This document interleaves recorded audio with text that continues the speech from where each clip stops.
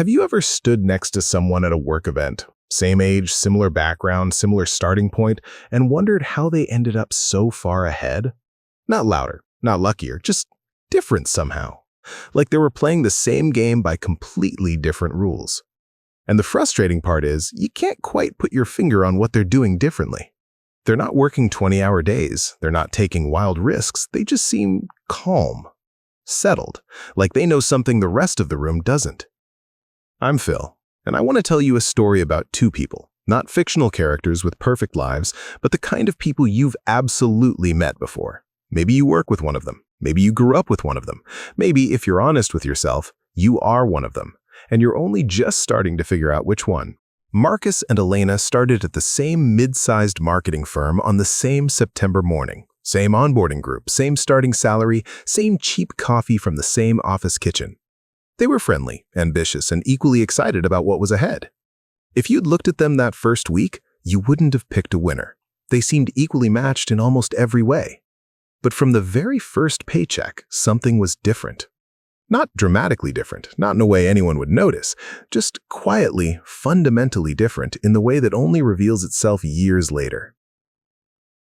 Marcus celebrated, and honestly, why not? He'd worked hard to get here. He bought a new jacket, upgraded his phone, went out with friends 3 weekends in a row. It felt like the reward for years of effort, and it was. But it also became a pattern. Every month, the money came in, and the money went out. Not recklessly, not stupidly, just steadily, quietly, completely. He told himself he'd start saving next month. Next month became next year. Next year became a habit he never quite formed.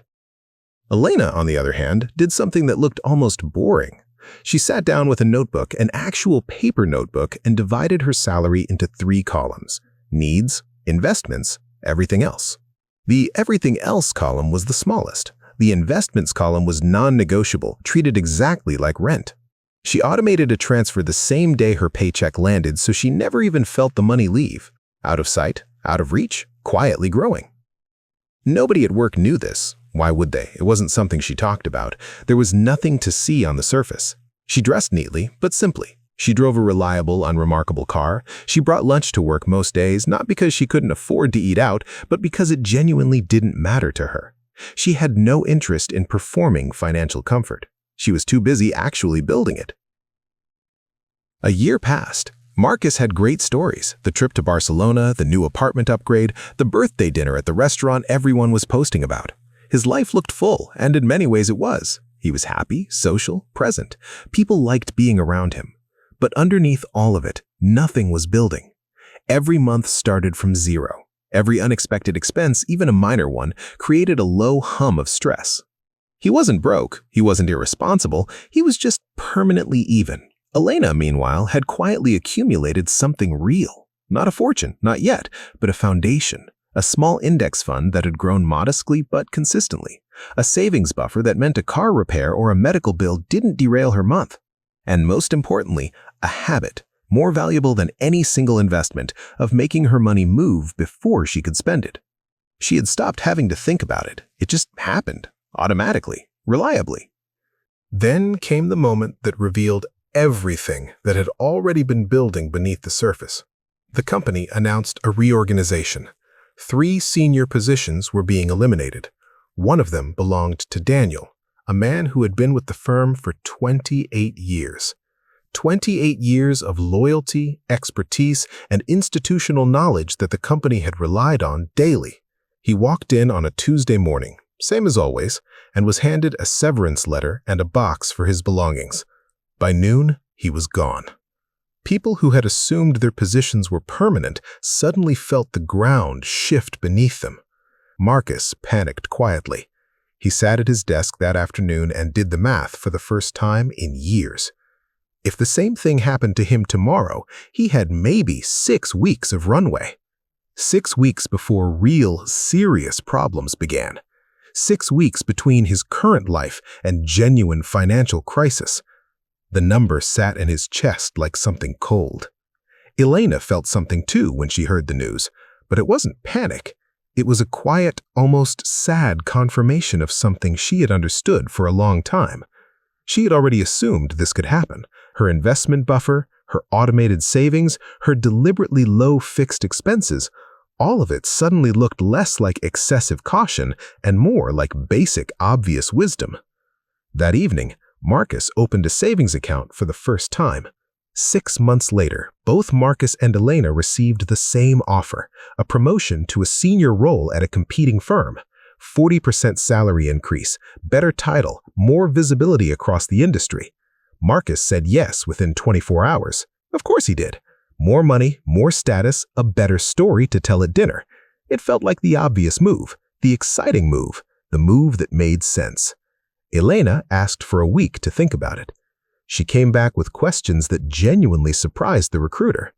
What were the actual working hours, not the official ones, the real ones? How often did the role require weekend availability? What happened to the last 2 people who held this position, and why did they leave?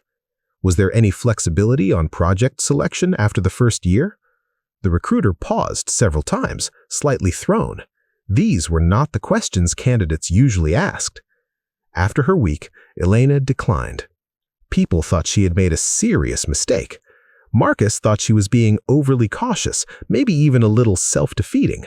But Elena had done the full calculation, not just the salary number, but every number attached to it. The commute would add 90 minutes to her day, every day. The role required consistent weekend availability. 2 of the 3 previous people in that position had burned out and left within 18 months. And most critically, she was in the middle of building something on the side, a small consulting project that was beginning to generate meaningful, growing income. Taking the promotion would have required shutting it down entirely. She chose the side project. She chose flexibility. She chose to keep her options open, even though it paid less right now, even though nobody around her understood why. 12 months later, that consulting project was generating more monthly income than the promotion would have provided. Marcus, meanwhile, was absorbing his own lessons, just the harder way, as most of us do. The new role came with expectations. A better car felt appropriate for a senior position. Image mattered in client meetings, or so he told himself. He moved into a larger apartment because the raise made it feel reasonable. The lifestyle expanded naturally, almost automatically, to fill every additional dollar and then stretch slightly beyond it. He wasn't extravagant, he wasn't foolish, but he noticed after a few months something deeply uncomfortable. Despite earning significantly more than he had 3 years ago, he felt no more financially secure. The anxiety hadn't decreased. If anything, it had grown. Because now there was more to lose, more to maintain, more that depended on the paycheck continuing without interruption. The number on his paycheck had grown considerably. The number in his account had barely moved. Every raise had simply unlocked a new level of spending, a new set of fixed costs, a new floor that required the same income just to stand still. He mentioned this to Elena one afternoon over coffee, almost as a joke. She didn't lecture him or make him feel foolish. She just asked one quiet question. "When you got that raise, what did you do with the very first paycheck?" He thought about it honestly. The car deposit, the apartment upgrade, a weekend trip to celebrate. "You spent the raise before you even received it," she said, not unkindly. "What if you had invested it first and then lived exactly as you had been living before, just for 1 year?" The idea wasn't complicated, it wasn't revolutionary, but it landed like something he had always known and somehow never once applied. Elena's approach to money had never been about deprivation or joylessness. She wasn't living on plain rice and refusing to enjoy her life. She traveled, she ate at good restaurants, she bought things she genuinely wanted, but her enjoyment was structured differently, funded differently. When she took a vacation, it came from investment returns, not from her salary. When she upgraded something in her life, it was because the value genuinely and clearly justified the cost, not because the moment felt good or because someone else had one. She bought things that lasted: her laptop, her furniture, her kitchen equipment, chosen once, carefully researched, and kept for years. Not because she was cheap, but because she understood something most people don't. Cheap things are expensive over time. Real value isn't found at the lowest price. It's found at the intersection of quality, longevity, and genuine usefulness to your actual life. She also never bought to impress anyone. This sounds straightforward. It is not straightforward. The pressure to signal success through clothes, cars, homes, restaurants, vacations is constant and sophisticated and largely invisible until you start looking for it. Most people respond to it without ever consciously choosing to. Elena had noticed it years ago. She had decided, quietly and without announcing it to anyone, not to play that particular game. Her self-worth wasn't assembled from external signals or other people's recognition. It came from somewhere much quieter, from knowing exactly where she stood, from watching her decisions compound slowly and reliably, from the private, unshared satisfaction of a plan unfolding exactly as intended. Now, several years later, the distance between where Marcus and Elena stand financially is significant and growing. Not because one is more talented, not because one got a lucky break the other didn't, but because of 1,000 small decisions made differently, consistently over time. The gap isn't dramatic in any single month, but compounded across years, it becomes impossible to ignore. Marcus is doing fine. He's not in trouble, but he's still largely running in place at a higher speed. More income, more expenses, the same underlying sense that he's never quite getting ahead. He's beginning to make real changes now, slowly, genuinely. It's never too late. He's proof of that. Elena has something rarer than money. She has options, real, meaningful ones. She could stop working tomorrow and be uncomfortable but stable. She could take 6 months off without destroying her financial foundation. She could say no to clients she doesn't respect, to projects that exhaust her, to opportunities that don't align with where she's actually going. That freedom, the daily practical ability to choose, is what she was building toward all along. Not wealth as an end in itself. Options, flexibility, the quiet, unshakable power to live entirely on her own terms. So here is what I want you to carry away from this. High financial IQ isn't a personality type. It isn't about being cold or calculated or joyless or permanently self-denying. Elena laughed just as much as Marcus.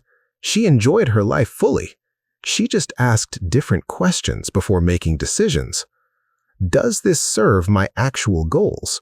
What does this commit me to for the next 5 years? Am I buying this for me or for how it looks to someone else? What happens to my options if I say yes to this right now? Those questions, asked quietly, honestly, before every significant choice, are the real difference. Not income, not intelligence, not luck. Just better questions, asked consistently over a long enough period of time. The signs of high financial IQ are almost never loud. They don't announce themselves at dinner or post themselves online. They show up in what someone doesn't buy, what offer they turn down, what they choose not to say when everyone else in the room is performing their success for each other.